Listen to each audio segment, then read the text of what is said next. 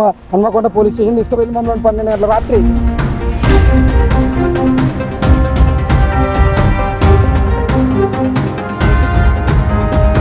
ఎందుకు తెలియదు direct net ఎక్కకుండా తీసుకొని వెళ్ళి మమ్మల్ని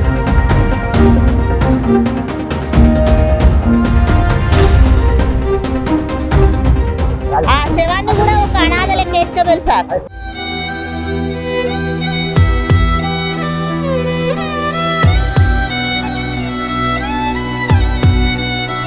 మస్తు ఘోరంగా కుక్కని బాదినట్టు బాధలు sir. Welcome to Suman TV Warangal. వరంగల్లో ఉన్న మరో ఆసుపత్రిలో ఇంకొక దారుణమైన ఉదంతం చోటు చేసుకుంది. ఇక్కడ కేవలం ఎవరైతే పేషెంట్ ఉన్నారో పర్కాలకు చెందిన రవి అనే పేషెంట్ను ఇబ్బంది పెట్టడమే కాకుండా దాదాపు లక్షలాది రూపాయలు పేషెంట్కు అపరాధ రుసుము టైపులో విపరీతంగా వసూలు చేస్తారు. అవి కాకుండా ఇప్పటివరకు బాడీ కూడా కనపడడం లేదు. మృతదేహాన్ని అప్పగించడానికి కూడా పరిస్థితులు వాళ్ళకు 2 రోజులుగా అనుకూలించడం లేదు. ఇటువంటి పరిస్థితులలో ఈ పర్కాలకు చెందిన రవిని అసలు ఏ డిసీజ్ మీద ఇక్కడ చేర్పించబడ్డాడు, తర్వాత ఈ 4 రోజులుగా అసలు ఏం జరిగింది, ట్రీట్మెంట్ చేశారా లేదా, ఒకసారి వాళ్ళ కుటుంబ సభ్యులంతా కూడా ఉన్నారు, వాళ్ళ వైఫ్తో పాటు. అమ్మ అసలు ఏం జరిగింది నీకు తెలిసింది చెప్పు. రోజు మందులు రాస్తాళ్ళు. ఎన్ని రోజుల కింద చేరిండు రవి? రవి అది 24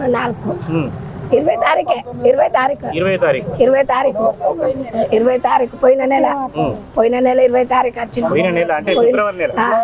నువ్వు నాన్న మీరు అబ్బాయా? అబ్బాయి. వీళ్ళకు ఫిబ్రవరి 19వ తారీఖు ఆరోగ్యశ్రీ మీద అడ్మిషన్ అయినాము. గుండెకు 2 పైపులు బ్లాక్ అయినాయని చెప్పేసి దాని ద్వారా ఆరోగ్యశ్రీ వస్తుంది అన్నారు. ఆరోగ్యశ్రీ పోను 1 లక్ష కట్టాలన్నారు.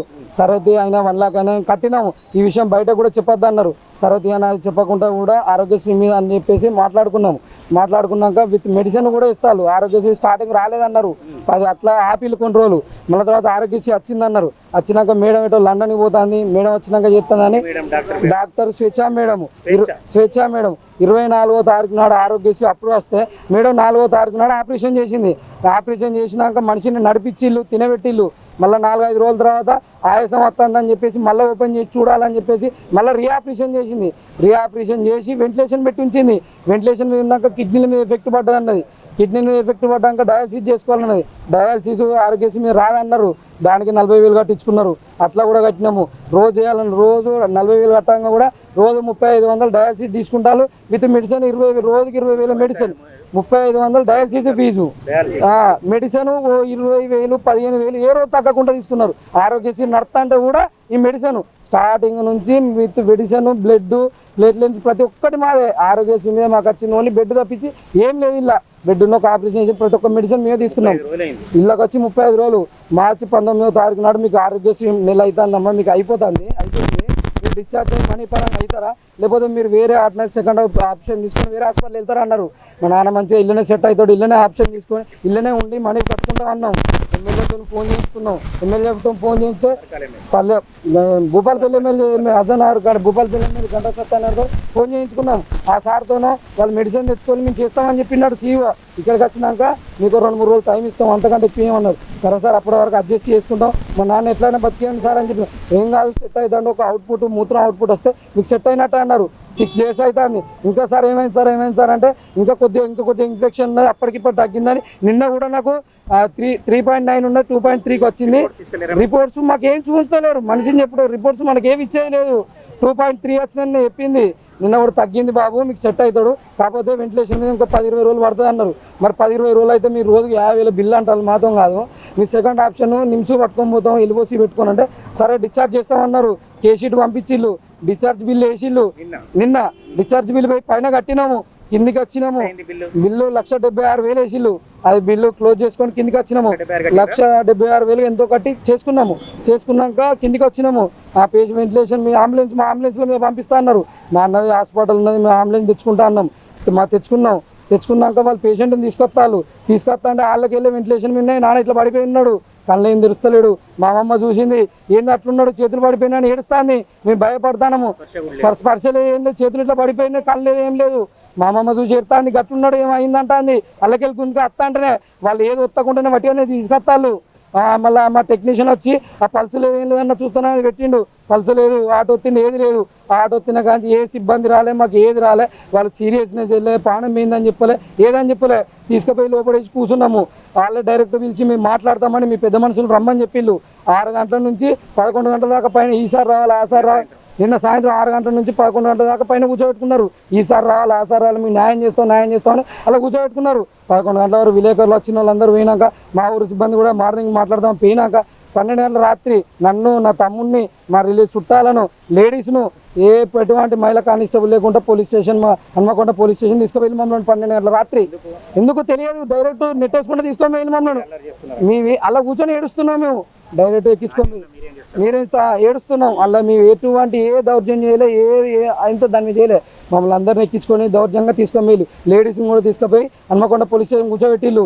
ఇక్కడ బాడీని ఇక్కడ నుంచి షిఫ్ట్ చేసి అప్పుడప్పుడు అమ్మను ఇక్కడ నుంచి నెట్టేసి హాస్పిటల్ నుంచి అమ్మను పేషెంట్ను ఎట్లా పడితే అట్లా ఎక్కించి అంబులెన్స్లో పంపించిళ్ళు. మా అన్న ఆపినందుకు అన్నను కొట్టిళ్ళు, మావాడు ఆపినందుకు మావాడిని కొట్టిళ్ళు. వాళ్ళ పోలీసులు వాళ్ళ సెల్లులు గుంజుకున్నారు. ఇంతవరకు సెల్లులు ఇవ్వలే మమ్మల్ని. మా తాత వచ్చి జామిని పెడితే 4 గంటలకు మమ్మల్ని ఇచ్చిపెట్టిళ్ళు. మా పేషెంట్ ఏడి, మా బాడీ ఏది, నేను పేషెంట్ అని సమ్మర్ రాసి ఇచ్చినావు నాకు. ఈ సమ్మర్ పరంగా పేషెంట్ నాకు అప్ప చెప్పాలి. నా న్యాయం ఏందా, పేషెంట్ అప్ప చెప్తే నేను ట్రీట్మెంట్ ఇచ్చుకుంటా. నాకు యాజమాన్యం ఎక్కడన్నా తెలియదు, మాకు ఏం చెప్పలే. యాజమాన్యాన్ని కలవకుండా వాళ్ళు బందోబస్తు చేస్తారు. వాళ్ళు వచ్చి మాకు యాజమాన్యం కానీ ఎవరు కానీ ఏది చెప్పలే. ఇప్పుడు బయటకు వచ్చే వరకు అది వచ్చింది మాకు ఏ స్టోక్ అని అక్కడ తెలుస్తాయి. వాళ్ళ టెక్నీషియన్ తీసుకొచ్చిండు, పానం లేదు ఏం లేని తీసుకొచ్చిళ్ళు, మాకు చెప్పలేదు. బయటికి పోయినాక వాళ్ళు చూసుకుంటా అనుకున్నారు కానీ మా టెక్నీషియన్ మా ఓడు కాబట్టి పల్స్ లేదని చెప్పిండు. ఇంతవరకు మాకు ఏం న్యాయం జరుగుతలేదు. మాకు మా పేషెంట్ కావాలి. మా పేషెంట్ పంపిస్తే మేము మా పేషెంట్ని తీసుకుపోయి మేము ట్రీట్మెంట్ చేయించుకుంటాము. మీరు అంతకు మంచి మాకు ఏ సీరియస్ అయిపోయి. మా పేరు రంజిత్ కుమారు. 35 రోజుల పాటు హాస్పిటల్లో ఉండి లక్షల వేలాది రూపాయలు ప్రతిరోజు బిల్లు వడ్డించి ఒక్కొక్క రోగాన్ని ప్రతిరోజు ఒక్కొక్క కొత్త రోగాన్ని పేరు పెట్టి చివరకు డయాలసిస్ వరకు తీసుకొచ్చి డయాలసిస్ అయిన తర్వాత 1,70,000 రూపాయలు దాదాపు కొద్ది స్థాయిలో కొంచెం తక్కువ చేస్తే దాదాపు 1,70,000 రూపాయలు కట్టించి డిశ్చార్జ్ అవుతున్న పరిస్థితులలో పేషెంట్లో చలనం లేదు. ఇది ఒక ఠాగూర్ సినిమా కాదు, 2-3 సినిమాలు కలగలిపారు ఆజరా హాస్పిటల్లో యాజమాన్యం అంతా కూడా. చివరకు పోలీసు వాళ్ళకి మీదకే దాడి చేస్తున్నారని, ఆసుపత్రి మీదకి దాడి చేస్తున్నారని ఒక ప్రైవేట్ కంప్లైంట్ మీద వీళ్ళందరినీ కూడా ఎవరైతే బాధితున్నారో వాళ్ళ భార్య కావచ్చు, కొడుకు కావచ్చు, వాళ్ళ పెద్ద అబ్బాయిని తీవ్రంగా కొట్టడం కానీ వీళ్ళందరినీ కూడా కుటుంబ సభ్యులందరినీ కూడా హన్మకొండ పోలీస్ స్టేషన్ తీసుకెళ్లారు. వ్యక్తిగత జామీన్ మీద, వ్యక్తిగత పూచీకత్తు మీద మళ్ళీ తెల్లవారుజామున విడిచిపెట్టారు. ఇక్కడ ట్విస్ట్ ఏమిటంటే ఇవన్నీ వీళ్ళు పోలీస్ స్టేషన్కు ఎవరైతే అవతలి వ్యక్తులను పోలీస్ స్టేషన్కి పంపించాల్సిందే పోయి పోలీస్ స్టేషన్కి వీళ్ళే వెళ్ళడం జరిగింది. వీళ్ళే డబ్బులు ఫీజు కట్టించడం జరిగింది. వీళ్ళే 35 రోజుల పాటు చాలా ఇబ్బందులు గురి కావడం జరిగింది. చివరకు ప్రాణం లేదు. ప్రాణం లేని శరీరాన్ని కూడా ఇప్పటివరకు అప్పగించడానికి మాకు ఆ మృతదేహాన్ని అన్న కనీసం అప్పగించండి అని వాళ్ళు కోరుతున్నారు. మృతదేహాన్ని అప్పగించడానికి కూడా అవకాశం లేదు. అజరా ఆసుపత్రి ఎంట్రన్స్లో ఉన్నాం మనం. విపరీతమైన పోలీస్ బందోబస్తు. చాలా హాస్పిటల్లో ఇన్సిడెంట్ జరిగినప్పుడు పోలీస్ బందోబస్తు చూస్తాం, కానీ దాదాపు రాత్రి నుంచి ఇదే రిపీట్ అవుతుంది. పోలీస్ బందోబస్తు కావచ్చు, వీళ్ళని కొట్టడం కావచ్చు, దూషించడం కావచ్చు, వీళ్ళని నెట్టడం కావచ్చు, ఇదే పరిస్థితి కొనసాగుతుంది. దాదాపు గేట్ అంతా కూడా దిగ్బంధం చేశారు. మీడియా కావచ్చు, పోలీసులు కావచ్చు, ఎవరు వెళ్లకుండా ఇదంతా జరుగుతున్నది. ఇక్కడ ఇది పరిస్థితి. వాళ్ళ భార్య ఇక్కడే ఉన్నారు, వాళ్ళ బిడ్డ కూడా ఉన్నారు. ఎవరైతే దెబ్బలు పోలీసుల చోట దెబ్బలు గురయ్యారో వాళ్ళ పిల్లన్న కూడా ఉన్నాడు. మీరా సార్ ఒకసారి జరిగింది రాత్రి ఎందుకు ఎక్కించుకొని పోయింది సార్. వీళ్ళు ఎక్కించుకొని పోయినాక నేను లోపల ఉన్నా, నేను లోపల ఉన్నా సార్, లోపల ఉన్నా. వీళ్ళు ఎక్కించుకొని లోపల ఉన్నా, నేను లోపల ఉన్నా. శివకాన్ నేను శివకాన్ ఉన్నా. తలబడి గుద్దుతాను, తీసుకొని కొట్టుకొచ్చున్నాం. బాడీ ఎక్కడ ఇంతవరకు బాడీ వేసుకొని వెళ్ళలేదు. ఎక్కడ తెలియదు బాడీ ఇంతవరకు. ఆ బాడీ ఎక్కడ తెలియదు. నేను వాళ్ళ మా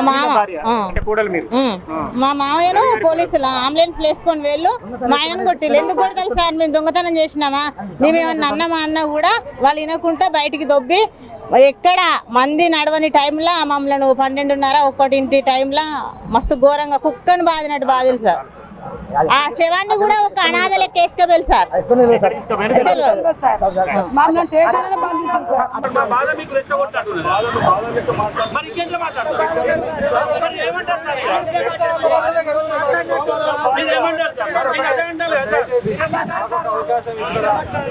మాట్లాడము అంటే మేము చేస్తాం చట్టపరంగా.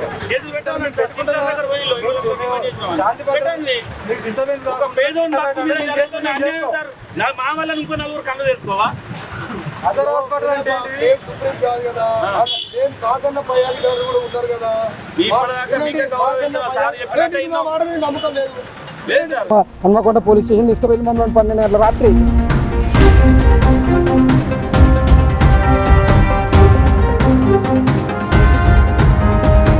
ఎందుకు తెలియదు, డైరెక్ట్ నెట్టకుండా తీసుకొని పోయినామన్నాడు.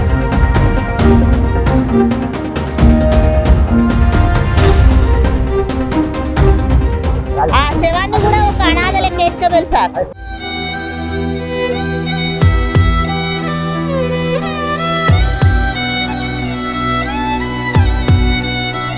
మస్తు ఘోరంగా కుక్కని బాదినట్టు బాధింది సార్.